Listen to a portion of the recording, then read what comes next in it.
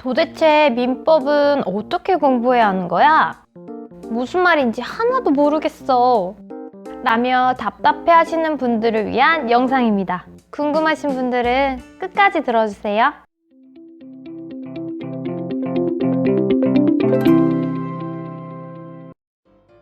안녕하세요. 공인중개사 30회 동차 합격생 홍 실장입니다. 저는 2019년 3월부터 공부를 시작해서 총 8개월간 주중에는 최대 6시간, 주말은 아이 때문에 전혀 공부를 하지 못했고요. 모의고사 한 번 푼 적 없이 기출문제만 여러 번 보고 시험을 보았고 문제를 푸는데 시간이 전혀 부족하지 않았습니다. 결과는 민법 75점이었습니다. 적당히 공부해서 합격 점수 맞는 법 지금부터 시작하겠습니다. 앞서 적당히 공부해도 된다고 말씀드린 이유는 공인중개사 시험은 전 과목 1차 평균 60점, 2차 평균 60점, 각 과목 40점 이상만 맞으면 되는 절대평가인 시험이에요. 하지만 1차 민법에서 40점을 맞지 못한다면 2차 과목을 시험 보는 것 자체가 의미가 없기 때문에 반드시 합격은 해야 하는 시험입니다. 그리고 민법이라는 과목 자체가 다른 과목과 비교해서 더 많은 시간을 투자해야 하는 과목임에는 틀림이 없는 것 같습니다.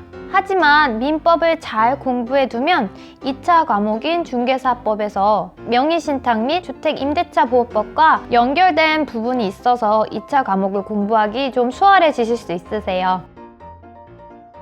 물권법, 채권법, 표현대리, 월권대리 살면서 들어보신 적 있으세요? 듣기만 해도 답답해지는 단어죠. 저는 민법 공부를 처음 시작했을 때 정말 한국인인데도 처음 들어보는 단어여서 정말 시간을 많이 할애해서 공부했는데요. 하지만 마지막 시험을 보러 가기 전에는 처음부터 끝까지 노트를 보는데 20분 정도밖에 걸리지 않을 정도로 굉장히 자신 있는 과목이었습니다. 지금부터 그렇게 어려웠던 민법을 어떻게 자신 있게 바꾸었는지 그 공부법과 저에게 자신감을 불어넣어준 노트 필기법을 소개해드립니다. 첫 번째, 공부법, 공인중개사 민법 과목은 이해를 기반으로 암기해야 하는 과목이에요. 그리고 판례 또한 추가로 공부를 하셔야 하기 때문에 공부할 분량도 엄청나고 요약하기도 사실 힘든 과목입니다. 민법은 암기 과목이 아니라 이해 과목이야 라고 하시면 공부하기 편하다고 하시는 분들도 사실 봤었는데요. 그렇지만 전 민법도 암기 과목이라고 생각합니다. 다만 학창시절처럼 무조건 달달 외우는 것이 아니라 일단 이해한 후 반복적으로 암기해야 합니다. 반복하다 보면 시험장에서 묻는 문제만 봐도 딱딱 키워드가 떠오르고 그 키워드에 따라 OX를 선택하기만 하면 돼서 전 시험 보기 전까지 모의고사를 단 한 번도 풀어보지 않았지만 시험장에서 시간이 부족하지 않았기 때문에 제 공부법이 상당히 효율적이었다고 생각합니다. 지난 영상 중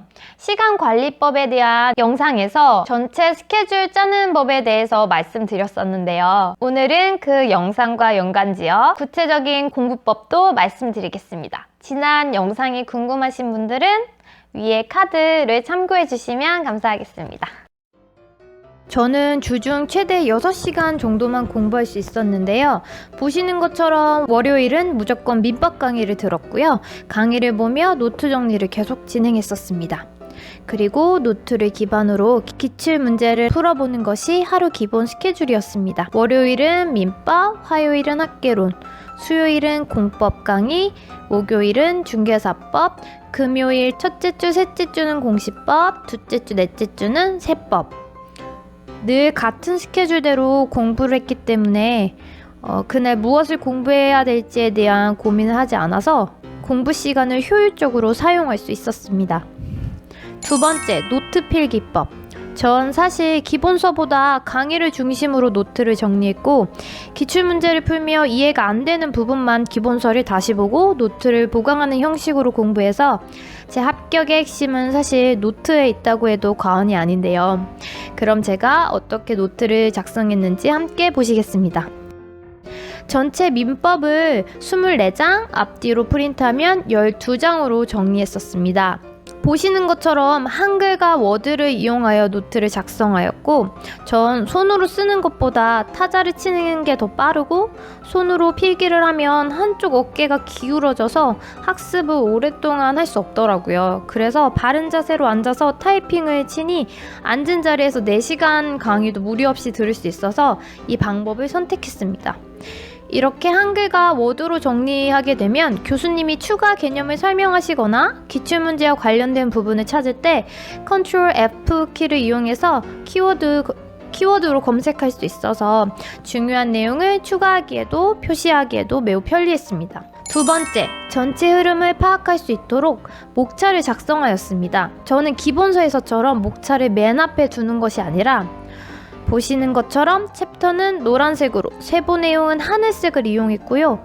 내용이 바뀔 때마다 그 위에 색을 이동하면서 어디를 공부하고 있는지 표시하였습니다. 예를 들어 권리 변동의 대리권을 보시면 연결된 하의 개념이 이렇게나 많은데요.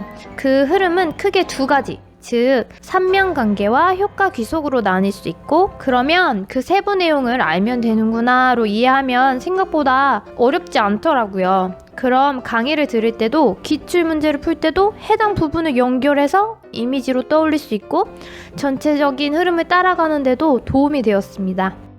세 번째, 색으로 중요도 나누기. 강사님의 강의를 들으면 가장 먼저 검은색으로 필기했습니다. 이후 기출문제 지문은 파란색으로 표시했는데요. 내가 푼 기출문제 중 한 번 나온 내용이면 노트에 파란색, 2번 나온 지문은 두꺼운 파란색, 3번 나온 지문은 추가로 밑줄을 그었습니다. 마지막으로 기출문제 중 특정 키워드가 답과 관련이 있다면 빨간색으로 표시했고, 너무너무 중요한 내용은 형광색으로 표시하였습니다. 이렇게 표시하고 나면 일단 무엇이 중요한지 한눈에 볼 수 있고, 나중에 시험장에서 마지막까지 봐야 할 부분이 어딘지 객관적으로 한눈에 알 수 있기 때문에 영상 초반에 말씀드렸듯이 제 노트가 24장으로 되어 있었는데 시험장에서 시험 보기 전 쉬는 시간 20분 안에 다 볼 수 있을 만큼 매우 효율적이었습니다. 지금까지 공인중개사 시험 과목 6과목 중 민법을 공부하는 방법과 노트 정리법에 대해서 말씀드렸는데요. 막막했던 민법 공부를 하는데 조금이라도 도움이 되셨으면 좋겠습니다. 오늘 영상이 도움되셨다면 좋아요와 구독 부탁드리겠습니다. 다음 영상에서는 부동산학 개론을 공부하는 방법과 노트 필기법에 대해서 말씀 나눠보도록 하겠습니다. 영상 끝까지 시청해주셔서 감사합니다.